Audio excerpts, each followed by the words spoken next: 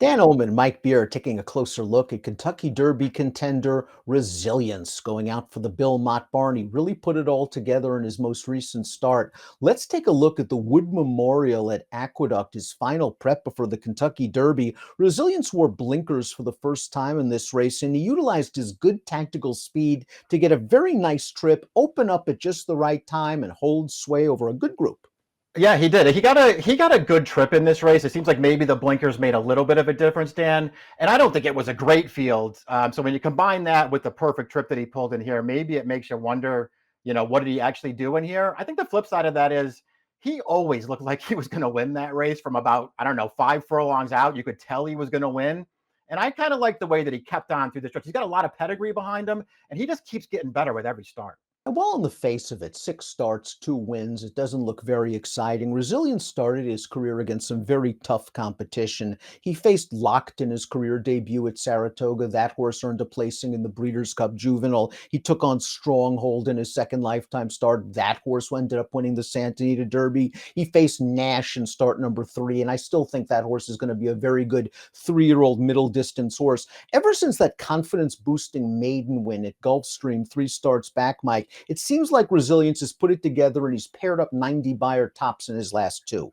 Yeah, his last 2 races are both good. When they moved him up off the maiden win, and that maiden win was a pretty solid performance at Gulfstream Park. He found the right field that day, but he also looked good winning. His Risen Star was pretty good, Dan. It was a wet track. It was the first time at 9 furlongs. It was a really good field. A bunch of those horses will be in the Derby with him. And listen, he was in the mix down to about mid-stretch in that race. He wasn't quite good enough, but he improved in that race, and then he improved again in the Wood. He was kind of on a hard chase in that Risen Star, going after the very fast track Phantom and had to do a little bit of the dirty chasing work, while Sierra Leone had to come from off of the pace. I think in the Derby, Mike, with his tactical speed, if he breaks well, and it's always a giant Yeah. if in a race like the Kentucky Derby, another good trip is likely coming in the second or third flight, 5, 6 lengths off the lead.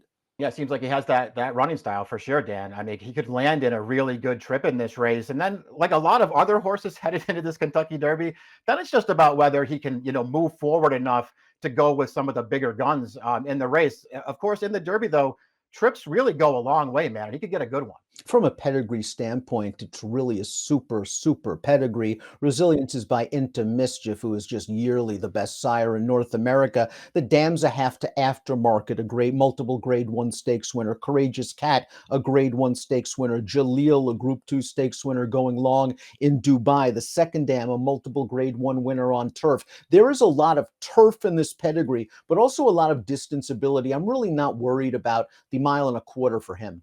Yeah, he's got plenty of distance and plenty of class. You're right that there's turf all over the bottom of this pedigree, but there's a lot of class down there. That second dam that you mentioned, she was a grade 1 winner on turf, but she was also a graded stakes horse Mhm. on the dirt.